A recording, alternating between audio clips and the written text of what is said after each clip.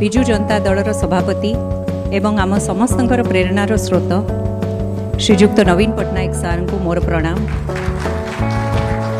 मंचासीन समस्त वरिष्ठ नेता आमर वरिष्ठ उपसभापति श्री देवी प्रसाद मिश्र एठी आमर समस्ते अच्छी समस्त को मोर प्रणाम। दलर सदस्य वृंद वरिष्ठ नेतृवृंद समस्त को आज मोर प्रणाम। दीर्घ 24 वर्ष धरिकी मते सुजोग मिलिथिला श्री नवीन पट्टनायक सारंकर नेतृत्व में ओडिशा माटी एवं जनसाधारण को सेवा करबा पई आज विजु जनता दल रे शामिल हई मते पुणी थर से सुजोग मिली।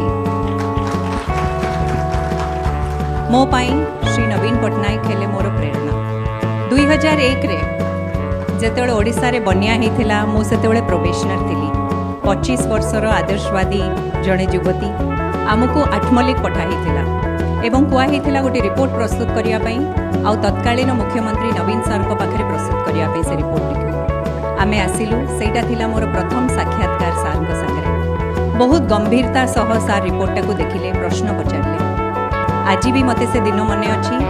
आउ आम माने सब आउ गोटे दिन भी देखिलु सारंकर शासन काल रे यूनाइटेड नेशंस रो ओडिशा को पुरस्कृत करागला डिजास्टर मैनेजमेंट रे।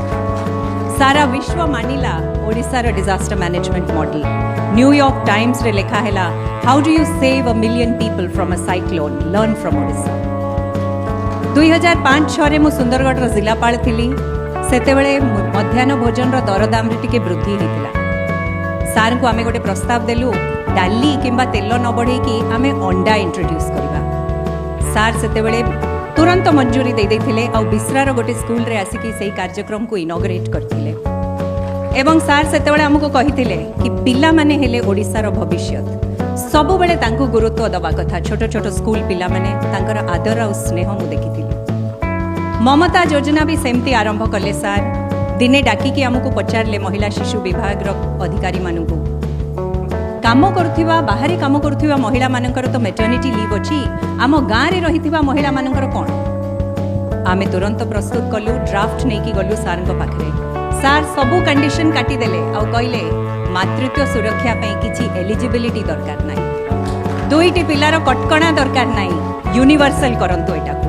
आउ सेइठु आरंभ हेतिला ममता योजना, जोथि पई दिल्ली रो अधिकारी माने आसीथिले नेशनल मेटर्निटी बेनिफिट स्कीम पई सिखिबा पई। आज जदि ओडिशा रे शिशु मृत्युहार एवं मातृ मृत्युहार कम हेछि ताहले केवल सारंकर इनोवेटिव और सेंसिटिव पॉलिसीज कपाई। एमिति अनेक घटना अछि मु कहि चलिबी, किंतु बारंबार सार हमको प्रेरित करचंती नूतन भावरे।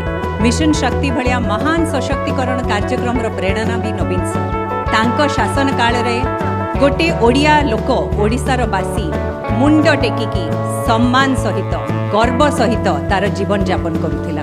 से हेले आम विजु जनता दल परिवार रो मुखिया, जो दल महान गणनायक श्री बिजु बाबूक ना रे एवं विजन रे गढ़ा हिची। एई दल आज ओडिशावासी हृदय रे जदि स्थान प्राप्त करछि ताहेले दलर लक्षे लक्षे कर्मी मानक काम पई, त्याग पई, बलिदान पई, समस्त नेतृवृंदंकर कठिन परिश्रम पई आउ दलर नेता श्री नवीन पट्टनायक सारंक पई मु आज एई परिवार रे मिसिली एवं सबु बेले समस्तक सांगरे मिसिकी काम करिवा पई चेष्टा करिबी।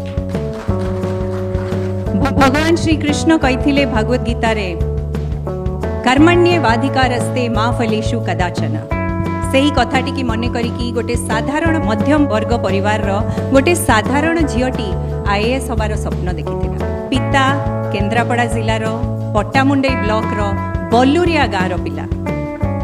श्री जगन्नाथଙ୍କ कृपारू एई स्वप्न भी साकार हैला।